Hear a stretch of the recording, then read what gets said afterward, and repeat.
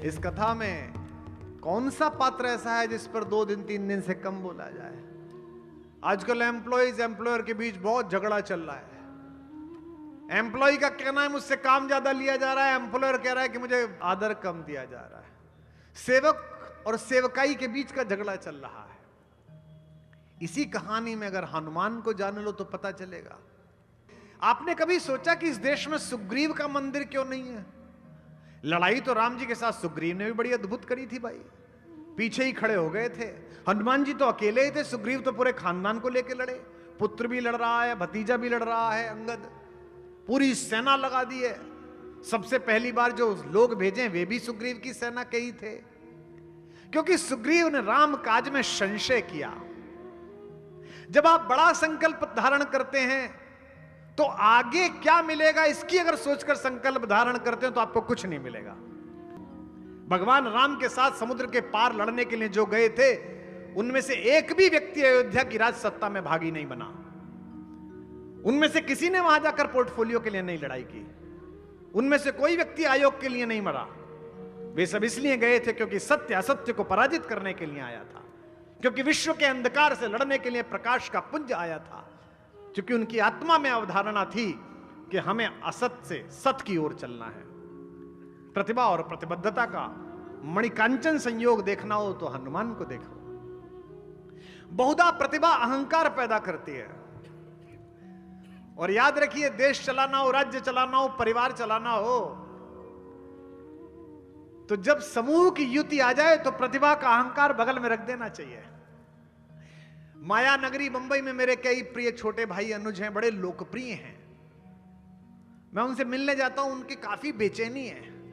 ये क्या कारण है कि 26 साल 27 साल का एक होनहार युवक जिसकी फिल्में सुपरहिट हैं, सब कुछ हैं, एक दिन सुबह सुबह हम टीवी खोलते हैं तो देखते हैं कि आत्महत्या कर ली।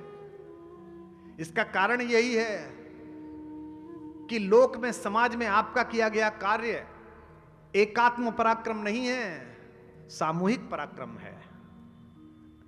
मैं आज यहां आया हूं, एक पति हूं, एक पुत्र हूं, एक पिता हूं, एक भाई हूं। यह हिंदी का सौभाग्य है, यह भगवान राम के नाम का प्रताप है, यह नितिन जी के प्रति आदर है कि 40,000 लोग सामने बैठे हैं। व्यस्ततम समय में सूबे का मुखिया यहां पर है, सूबे के मंत्री यहां पर हैं, सब लोग यहां पर हैं। इसमें अगर मुझे जाते समय कल दिल्ली अहंकार हो गया कि मुझे सुनने के लिए इतने लोग थे और मैं घर का बटन दबाने के बाद अंदर गया और मैंने ये सोचा कि मेरी पत्नी ऐसा ही व्यवहार करे जैसे वहां बाहर निकलते समय प्रशंसक वर्ग कर रहा था, तो यहां से बुद्धि के भ्रष्ट होना प्रारंभ हो जाएगा। हनुमान रुद्रावतार हैं। हनुमान ने बचपन में ही अपनी क्षमता और प्रतिभा को पूरे विश्व में व्याख्यायित कर दिया है। बाल समय रवि भक्ष लियो, बचपन में ही उन्होंने सूर्य को ग्रास किया है। उन पर ब्रह्मा का आशीर्वाद है। इंद्र ने उन्हें वरदान दिया है कि तू पानी में नहीं डूबेगा। अग्नि ने वरदान दिया है कि तू अग्नि में नहीं जलेगा। लेकिन उनसे परिचय पूछिए तो वो ये नहीं कहते कि I did my graduation from Oxford then I went, no. उनसे मां पूछती है तू कौन है, तो ये नहीं कहते कि मैं पंचकन्याओं में पूजित अंजनी का पुत्र हूं, पंच तत्वों में से एक वायु का बेटा हूं, मैंने बचपन में, नो, ये मैं है ही नहीं। एक पंक्ति का उत्तर है, राम दूत मैं मात जानकी, मैं राम का दूत हूं। आखिरी छोर पर खड़े हुए जिस मतदाता ने आपको मत देकर या बिना मत दिए निर्वाचित किया है, आप उसकी सेवा में खड़े हुए सर्वोच्च प्रतिनिधि मात्र हैं। यह हनुमान सिखाते हैं। प्रतिभा अक्सर प्रतिबद्धता से अलग हो जाती है। प्रतिभा को लगता है कि मैं प्रतिबद्ध कैसे हो सकता हूं। इस देश में हनुमान कम नहीं है। इस देश में हनुमानों को जगाने वाले जामवंतों की कमी। मुझे प्रसन्नता है कि मुझे अगर 1 लाख लोग सुनने आते तो 70,000 युवा होते हैं। मुझे प्रसन्नता है कि 80% युवा होते हैं और आज भी बैठे इंजीनियरिंग के लड़के पीछे। मैं उन सबको जगाता हूं। उद्देश्य बड़ा है। हे पवन तनय अंजनी लाल, अपनी तंद्रा को त्यागो तुम, संपूर्ण शक्ति के साथ साथ हे राम दुलारे जागो तुम। हे कामरूप शंकर स्वरूप बजरंगी नाम तुम्हारा है, अपने जीवन को याद करो, यह जंगी काम तुम्हारा है। सूरज को तुमने ग्रास किया, शैलों को तुमने तोड़ा है। जिस बल से ऐसे काम किए वे बल कबरक को छोड़ा है। रणधीर उठो, बलवीर उठो, अब लाज तुम्हारे हाथों में। एक कृपा धाम के कृपा पात्र, यह काज तुम्हारे हाथ। लोकसभा विधानसभा भारत नहीं है। 140 करोड़ लोग भारत हैं। 1/140 करोड़ भारत मैं हूं, 1/140 करोड़ भारत आप हैं। अपने हिस्से का भारत निर्माण प्रारंभ कर दीजिए। ये देश 25 वर्ष बाद जब 100 का होगा तो पूरा विश्व इससे आध्यात्मिक, आर्थिक, बौद्धिक नेतृत्व ले रहा होगा। ये मैं यहां से घोषणा करता हूं, मुझे पता है। लेकिन अगर बटकर रहे, अगर अपनी अपनी प्रतिभा की अहमन्यता में रहे, तो ना समाज का निर्माण होगा, ना संगठन का निर्माण होगा, ना देश का निर्माण होगा, ना आपका निर्माण होगा। बल पाइए अपरिमित, लेकिन विनम्रता रखिए हनुमान के जैसी। आकाश में हनुमान चले, भगवान के जीवन के सबसे संकटपूर्ण क्षण में खड़े हुए साथ। भगवान राम सबका संकट टालते हैं, लेकिन भगवान के जीवन में एक संकट आया कि उनकी बाईं भुजा के समान, दाईं भुजा के समान प्रिय लक्ष्मण जी मूर्छा में आ गए। और सुषेण वैद्य ने कहा कि सूरज के निकलने से पहले अगर जड़ी नहीं आई संजीवनी तो प्राण नहीं बचेंगे। भगवान रोने लगे मनुष्यों की तरह। मेरो शब पुरुषारथ थाको, विपत्ति विदारण बंधु बाहु बिन। विपत्ति को चीर देने वाले बाह जैसे भाई के बिना मैं क्या करूंगा। करत भरोसों का को, मैं अयोध्या जाके क्या करूंगा। मैं सीता को वापस लाके युद्ध जीत के भी क्या करूंगा अगर ये साथ नहीं गया। ऐसे समय में हनुमान आकाश मार्ग से चले। आप सब जानते हैं कि सूर्य कभी नहीं छिपता। संध्या के समय हनुमान उड़े और सुबह तक आना था। हम लोग कहते हैं ना सूरज छिप गया। आप सब जानते हैं विज्ञान के विद्यार्थी, सूरज नहीं छिपता। हमारी मां पृथ्वी हमें गोद में लेकर हमारे पिता सूर्य की ओर से पीठ फेर लेती है। ममता में बेटे होने के कारण मां को तो कुछ नहीं कहते, पिता पर दोष लगा देते हैं कि तू छिप गया। वो छिपता थोड़े ये बेचारा। आज यहां छिपा हुआ है तो कैलिफोर्निया में निकला हुआ है, सुबह फिर यहां निकल जाएगा। तो आकाश में जब सूर्य मिला, हनुमान जी उड़े, तो हनुमान जी ने सूर्य से बातचीत की। भारत के विदेश मंत्री की यह बातचीत होनी चाहिए यूनाइटेड नेशंस में। भारत के विदेश मंत्री की यह बातचीत होनी चाहिए उस छोटी आंख वाले देश में जिसकी ओछी नजर भारत के ऊपर है। सूरज से बात करते हुए हनुमान जो कहते हैं वो शक्ति और विनम्रता का अद्भुत संयोग है। सबसे पहला वाक्य जो वो बोले हैं उसी में उनकी कूटनीति पता चलती है कि बोलना कैसा चाहिए एक विदेश यात्रा जा रहे हुए एक राजनयिक को। हे सूरज इतना याद रहे, संकट एक सूरज वंश पे है। कहते हैं राम भी तो सूर्यवंशी है, मैं तो तुम्हारा ही काम करने जा रहा हूं। इसे कहते हैं हे सूरज इतना याद रहे, संकट एक सूरज वंश पे है। लंका के नीच राहु द्वारा आघात दिनेश अंश पर है। और पोलाइट होते हैं, मेरे आने से पहले यदि किरणों का चमत्कार होगा तो सूर्य वंश में सूर्यदेव निश्चित ही अंधकार होगा। आशा है स्वल्प प्रार्थना यह सच्चे जी से स्वीकारोगे। आतुर की आर्त अवस्था को होकर करुणार्ध निहारोगे। इसलिए छिपे रहना भगवन। जिसने राम के अलावा किसी को ईश्वर नहीं माना वो सूर्य से कह रहा है, हनुमान जी कह रहे हैं। इसलिए छिपे रहना भगवन, जब संकट निशा मिटा दूं मैं, बस तभी प्रकट होना दिनकर, जब जड़ी पहुंचा दूं मैं। और 8 पंक्तियों के बाद फिर धीमे से अपना विजिटिंग कार्ड निकालकर भारत का स्वर गूंजता है, अन्यथा क्षमा करना दिनकर, अंजनी तनय से पाला है, बचपन से जान रहे हो तुम हनुमत कितना मत वाला है।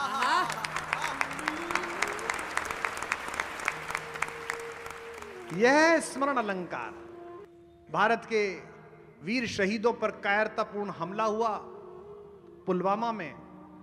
भारत की सरकार ने, भारत की सेना ने उसका बदला लिया और सरहद के पार जाकर उन नरपिशाचों का निर्मूल किया।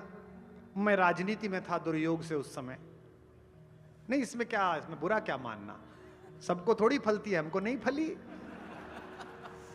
मैंने कहा ये बात सेनानी करो प्रयाण अभय, मैं जिस दल में था उसके मुखिया नाराज हो गए। उन्होंने कहा गलत बात है। उन्होंने सरकार से सबूत मांग लिए। मैंने बताया उनको कि ऐसा मत करिए, पूरा देश ताली बजा रहा है, प्रसन्न है, बीच में मुंह मत दीजिए।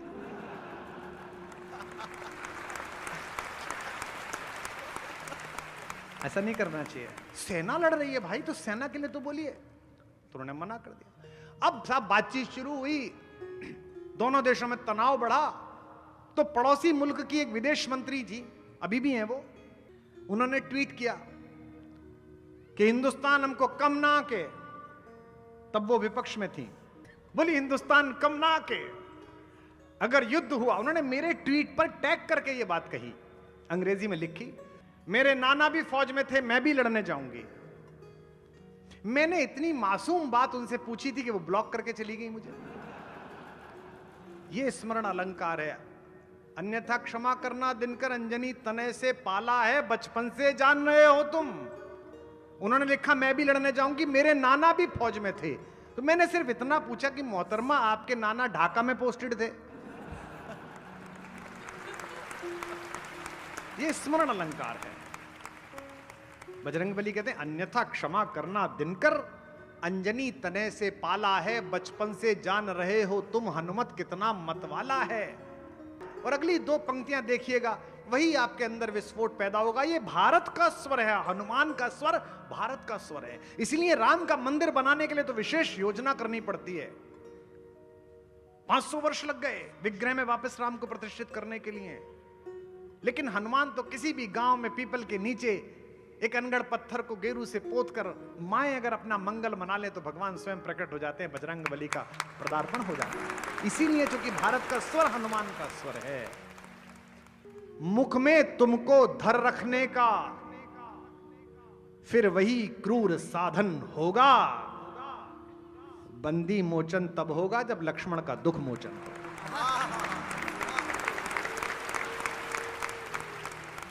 बच्चे पूछते हैं, मेरी बेटियां पूछती हैं, उनके दोस्त पूछती हैं कि इतनी लंबी छलांग कैसे लगा ली। हनुमान एक पर्वत के ऊपर चढ़कर जोर से धक्का मारकर कूदे और दूसरी तरफ उड़कर पहुंच गए। यह कहानी प्रतीकों की कहानी है। हनुमान कौन है? हनुमान ज्ञान है। बहुत सारे बच्चे आए इंजीनियरिंग के, बहुत सारे बच्चे आए हैं मेडिकल कॉलेज के। हनुमान ज्ञान का प्रतीक है। ज्ञान इनाम अग्रगण्य, ज्ञानियों में भी सबसे नंबर 1 है वो। हनुमान इतने ज्ञानी है कि जब पहली बार राम जी उनसे मिले तो इतनी शुद्ध संस्कृत बोली कि भगवान ने लक्ष्मण जी से कहा, वाक्यज्ञम मधुरम इदम सुग्रीवम सचिवः कपि। यह सुग्रीव का सचिव जो कपि है, यह वाक्यज्ञ है। निश्चित रूप से इसने वेदों का अत्यधिक अध्ययन किया है। हनुमान ज्ञान का प्रतीक है। ज्ञान किसकी खोज में चला है? अब जरा मैं प्रबोधन के नगर में हूं, बौद्धिक देने वाले लोग इसी शहर से जाते हैं। हनुमान ज्ञान का प्रतीक है। वो ढूंढने किसे जा रहे हैं? सीता को। सीता शांति का प्रतीक है। शांति किसे मिलती है? जो मेहनत करता है। राजा जनक को मिली सीता, और जनक जब राज्यसभा में बैठे थे तब नहीं मिली। जनक जब ज्ञानियों के बीच बैठे थे तब नहीं मिली। जनक जब किसान बनकर हल चला रहे थे तब सीता प्राप्त हुई। ज्ञान शांति की खोज में चला है, और ज्ञान शांति की खोज में तभी चल पाएगा जब वो पृथ्वी के आकर्षण से ऊपर उठ जाएगा। यानी कि वो पर्वत के ऊपर चढ़े, भूधर से छलांग लगाई। जब आप पृथ्वी का आकर्षण छोड़ दोगे, यानी कि गाड़ी, घड़ियां, धन संपत्ति, इसका आकर्षण छोड़ दोगे, तब जाकर आप शांति पा सकते हो। संतों का बड़ा इस देश में योगदान है। मैं एक युवा संन्यास की तरफ गए हुए एक मित्र से मिला। किसी ने मुझसे कहा हमारे गुरुजी इनसे जरूर मिलिए, तो मैं मिलने के लिए गया। 40-42 साल के थे, अमेरिका में सॉफ्टवेयर की कंपनी चलाते थे, संन्यास ले लिया है। तो मैं भी बड़ा प्रभावित हुआ, क्योंकि मैं भी लेना चाहता हूं, लेकिन हिम्मत ही नहीं होती अभी। पता नहीं कब होगी, पुत्रियों का विवाह कर दूं शायद तब लूं, या पता नहीं, या ना लूं, कुछ पता नहीं है। यही जाने, यही करवाते हैं, यही उधर ले गए थे, यही इधर लिया है, इन्हीं का काम है। तो मैं मिलने गया, वो बड़े खुश हुए, बोले मैं आपके वीडियो देखता हूं। I was in IIT Kharagpur, then I join Harvard, फिर मैंने वहाँ कंपनी खोली। आप कभी कैलिफोर्निया गए? मैंने कहा जी गया हूँ। 17 माइल्स गए? मैंने कहा हाँ, वहाँ मेरा घर था, मेरे पास ये वाली गाड़ी थी। मैं बाहर निकल के आया तो जो व्यक्ति ले गया तो बोले कैसे लगे हमारे गुरुजी? सन्यास ले लिया? मैंने कहा नहीं अभी लेंगे, लिया नहीं है। बोले ले तो लिया, सब छोड़ आए। मैंने कहा जो जो छोड़ के आए थे उसे याद कर रहे थे कि ये छोड़ आया, ये छोड़। सन्यास मतलब देह में होते हुए भी देह से बाहर। जैसे विदेह योगी भी हैं शरण जिनकी, जो अनासक्त के ही। घर में रहते हुए अनासक्त हो जाना। हनुमान भूधर से छलांग लगाते हैं। सबसे पहले क्या मिलता है? मैनाक पर्वत। मैनाक पर्वत क्या है? सोना चांदी, यानी कि संसाधन। संसाधनों का अपमान नहीं करना है। भगवान ने क्या किया? हनुमान जी ने मैनाक को प्रणाम किया और चले गए। फिर मिली सुरसा। पत्रकार यहां बैठे हैं, बौद्धिक लोग बैठे हैं। सुरसा किसका प्रतीक है? यश का प्रतीक। यश की सुरसा बड़ी खतरनाक है साहब। मान्यता मिल जाए। मैंने बड़े बड़े उपलब्ध लोगों को, बुद्धिमान लोगों को जेब में बायोडाटा लेके घूमते हुए देखा है, नेताओं के पीछे के पद्मश्री मिल जाए। क्या करेगा इस पद्मश्री का? मिल जाए बहुत अच्छा है। ऐसा तो नहीं है कि आयुर्वेद में लिखा हुआ है कि पद्मश्री के ऊपर शहद और त्रिफला डाल के चाटने से उम्र बढ़ती है या बुद्धि बढ़ जाती है। मिल जाएगी तो ठीक है, नहीं मिलेगा तो क्या करेगा? यश की सुरसा केवल शांत नहीं होती है। सुरसा जैसे जैसे मुंह फैलाती है, हनुमान जी वैसे वैसे आकार बड़ा करते हैं, और फैलाती है और बड़ा करते हैं। और परास्त कैसे होगी यश की सुरसा? स्वयं को क्षुद्र बना लो, छोटा बना लो तो परास्त हो जाएगी।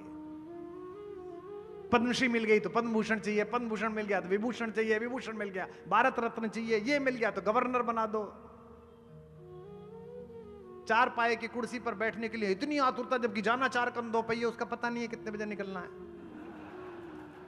यह जो यश की सुरसा है, राजनेता तो फिर भी 5 वर्ष के लिए, 10 वर्ष के लिए, और बड़ा परेशान है, सुबह से शाम तक सबकी समस्या उसके द्वार पर है।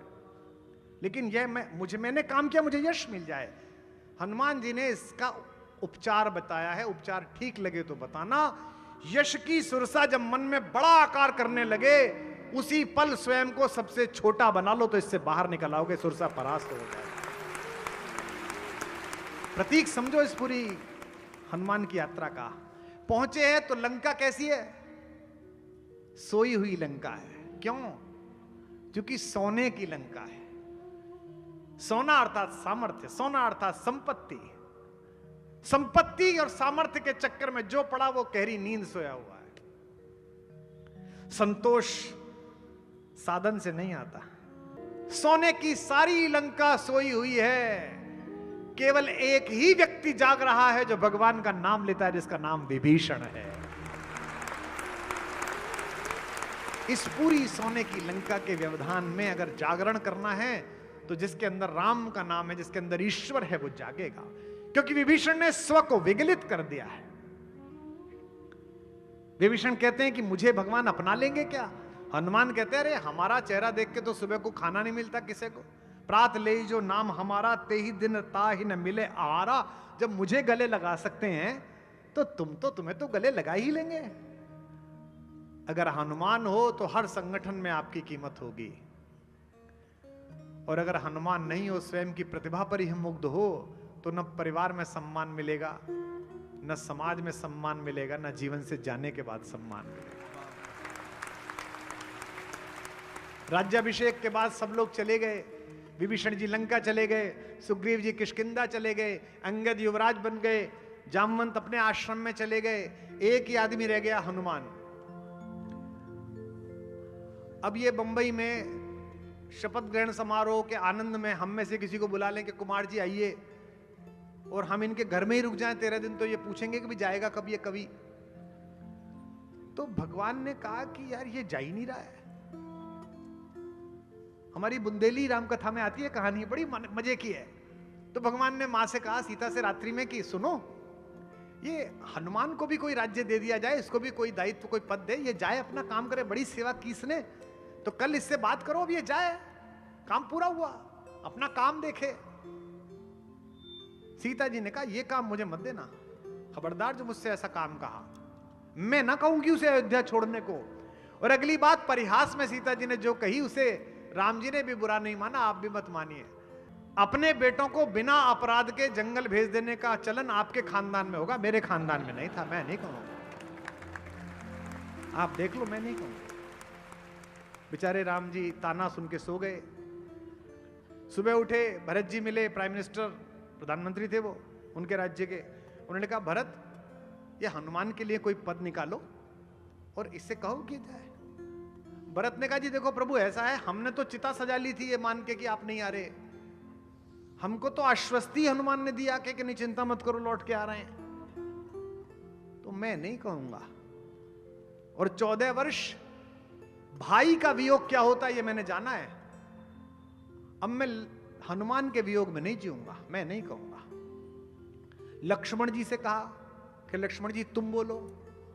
लक्ष्मण जी ने कहा प्रभु आप तो बड़े भैया थे, आपसे तो बात डायरेक्ट संभव ही नहीं थी, और माता का इतना आदर है कि बिछुए ही देखे, चेहरा देखा नहीं। हमारे तो आखिर के सारे वर्ष इन्हीं की मैत्री में कटे, और मैं तो जब मूर्छित हो गया था आपने तो सारा रोने पीटना प्रारंभ कर दिया।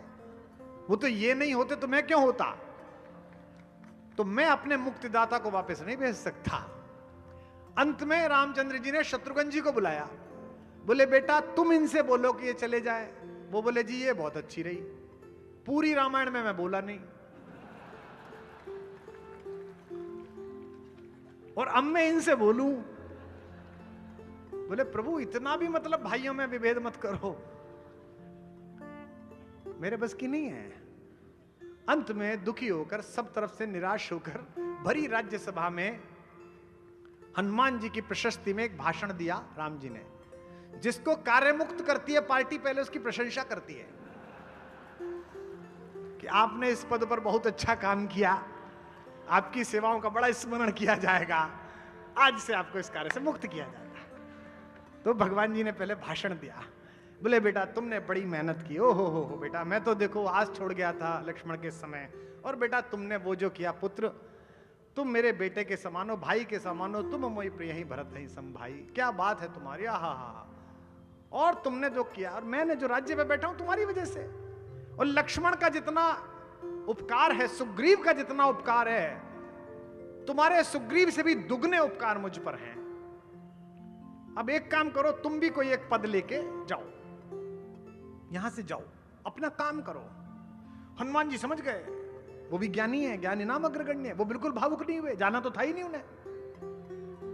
तो वो खड़े हो गए, बोले साहब आपने जो स्टेटमेंट दिया है इसमें थोड़ा गड़बड़ है। आपने अभी कहा कि सुग्रीव से दुगने उपकार है मेरे, और एक पद ले ले। सुग्रीव के जितने उपकार थे उसमें उसे एक पद दे दिया, राजा बना दिया, और मेरे दुगने और पद भी एक ही, तो मुझे कम से कम 2 पद तो दो। तो राम जी ने सोचा लालच आ गया इसके मन में। राम जी ने कहा ठीक है 2 पद चुन ले। तुरंत ही हनुमान जी चरणों में बैठ गए और दोनों पद पकड़ लिए, बोले बस यही पद दे दो, इन्हीं में चरण रहती है, ये 2 पद मुझे चाहिए। सारी योग्यताएं, मनोजवम, मन की गति से चलने वाले, मारुत तुल्य वेगम, जितेंद्रियम, इंद्रियों पर विजय पाने वाले, बुद्धिमताम वरिष्ठम, बुद्धिमानों में वरिष्ठ, वातात्मजम, पंच तत्वों में से एक, वायु के पुत्र, वानर यूथ मुख्यम। ये सब क्वालिफिकेशन एक शब्द में समाई, क्या? श्री रामदूतम। मनोजवम मारुततुल्य वेगम, जितेन्द्रियं बोधिमतां वरिष्ठं। मनोजवं मारुततुल्य वेगं, जितेन्द्रियं बोधिमतां वरिष्ठं। वातात्मजं वानरयूथमुख्यं, श्रीरामदूतं शरणं प्रपद्ये। मनोजवं मारुततुल्य वेगं, जितेन्द्रियं बोधिमतां वरिष्ठं। वातात्मजं वानरयूथमुख्यं, श्रीरामदूतं शरणं प्रपद्ये। श्रीरामदूतं शरणं प्रपद्ये, श्रीरामदूतं शरणं प्रपद्ये। बोल बजरंग बली भगवान की।